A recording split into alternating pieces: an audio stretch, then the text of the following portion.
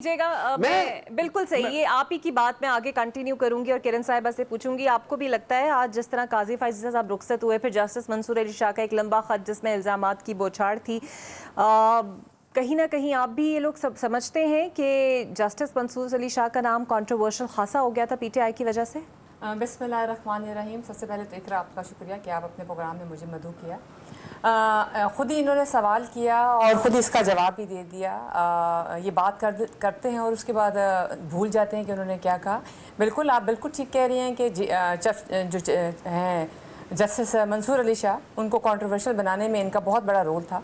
और ये बात किया करते थे जी अक्टूबर में हमारे चीफ जस्टिस आ जाएंगे और उसके बाद देखिए नवंबर में जो है वो हुकूमत का जो है ना वो धरन तख्ता जो है ना वो हो जाएगा।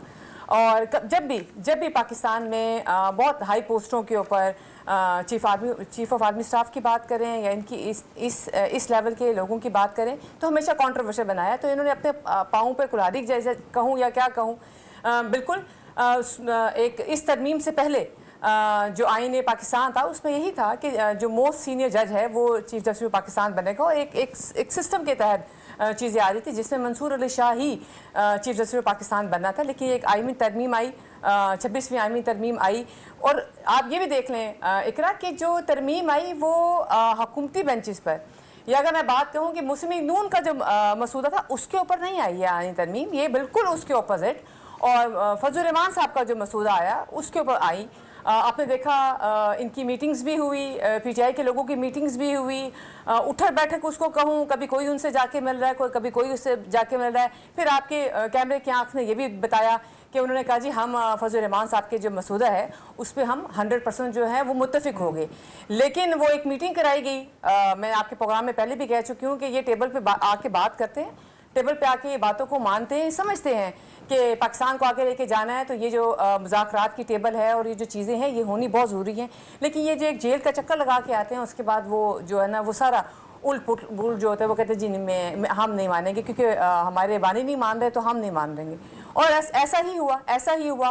पूरी मुज़ाकरात में बैठे, आपने देखा कोई टाइम लाइन नहीं थी, ना सुबह थी, ना शाम थी, ना दोपहर की थी। और हर वक्त जो है फजल रहमान साहब के डेरे पे जो था वो कोई ना कोई पार्टी वहाँ पे मौजूद थी।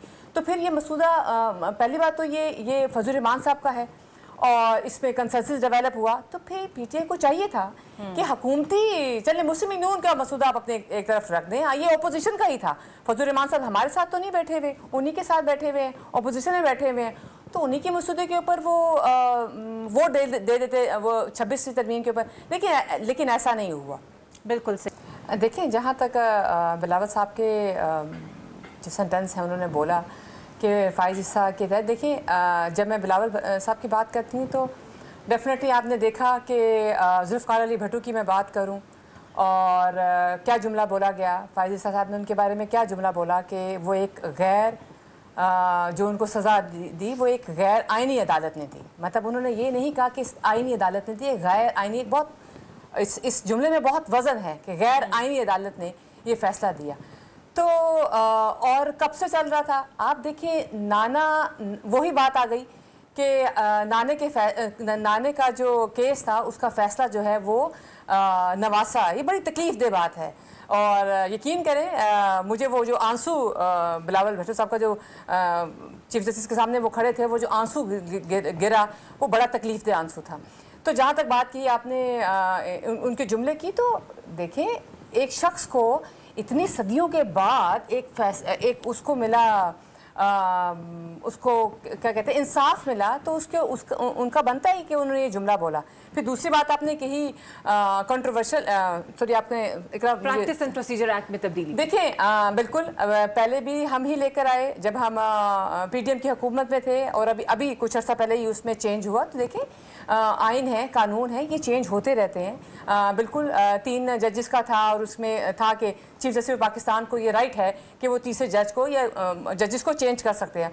इसके ऊपर अब फर्दर उसमें चेंजिंग की जा रही है कि उसमें एडिशन ऑफ न्यू जजेस को ऐड किया जाए।